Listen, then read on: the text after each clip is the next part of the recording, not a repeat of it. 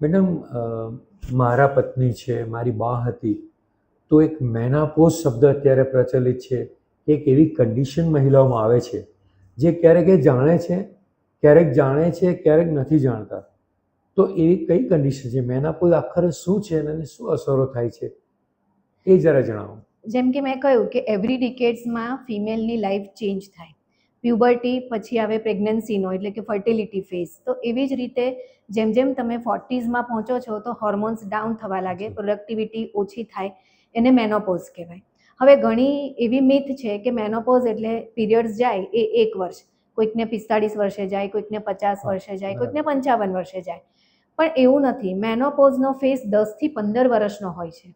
એટલે જેમ કે તમે જેવા 40 ક્રોસ કરો છો એટલે તમારો એ ફેઝ ચાલુ થાય.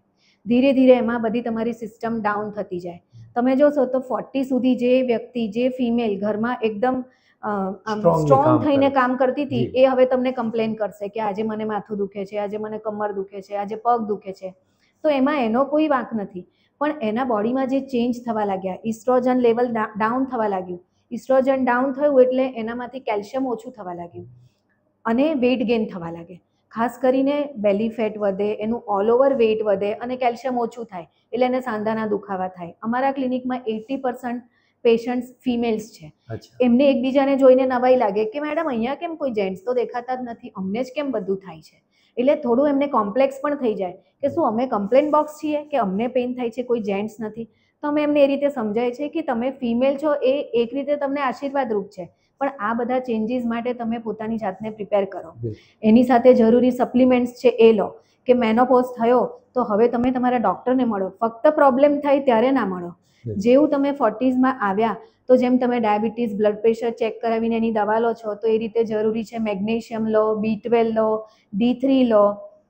આજે જ એક જગ્યાએ મેં વાંચ્યું કે વિટામિન D3 ડેફિશિયન્સી સૌથી મોટું કારણ છે કેન્સરનું. બ્રેસ્ટ કેન્સર હોઈ શકે, બોન કેન્સર હોઈ શકે.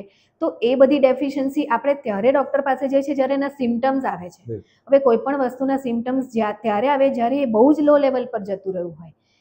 ઇમ્બેલેન્સ થવું, ઊંઘ ના આવી, મેમરી ઓછી થઈ જવી, ચેતાતંતુ આ રીતે હલનચલન થવા લાગે, વીકનેસના લીધે પડી જાય, ચક્કર આવે. તો આ બધા B12ના ડેફિશિયન્સીના લક્ષણો છે. હેરફોલ થવો, વેઇટ ગેઇન થવું. તો તમે 40sમાં આવો ત્યારે જ તમે આ બધા રૂટીન ચેકઅપ કરાવો, મેમોગ્રાફી કરાવો, બ્રેસ્ટના ચેકઅપ કરાવો કે અર્લી નિદાન કરાવો કેન્સર માટે, રાઈટ. બધા સપ્લિમેન્ટ્સ લો. બીજો એક બહુ જ કોમન પ્રોબ્લેમ છે ઇનકોન્ટિનન્સ. ઇનકોન્ટિનન્સ એટલે કદાચ તમારા ઘરમાં પણ તમે સાંભળ્યું હશે કે છીંક ખાતા થોડું યુરિન પાસ થઈ જાય, ક્યાં તો યુરિન રોકી ના શકે, ટોયલેટ સુધી જતા સુધીમાં એમના પેન્ટી ભીના થઈ જાય છે. તો એ અગેન જેમ ઓલ ઓવર બોડીના મસલ વીક થાય છે એવી રીતે પેલ્વિક ફ્લોર પણ એક મસલ છે. તો પેલ્વિક ફ્લોર પણ વીક થવા માંડે. પહેલાં મોટે ભાગે નોર્મલ ડિલિવરીઝ થતી હતી તો એમાં પેલ્વિક ફ્લોરનું વેર એન્ડ ટેર પણ બહુ જ થતું હતું.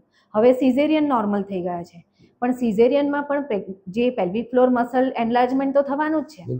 જો તમે એ મસલને ટાર્ગેટ કરીને પેલ્વિક ફ્લોરની એક્સરસાઇઝ ડ્યુરિંગ પ્રેગ્નન્સી ના કરો કે આફ્ટર પ્રેગ્નન્સી ના કરો તો લેટ એજમાં તમને આ પ્રોબ્લેમ થઈ શકે.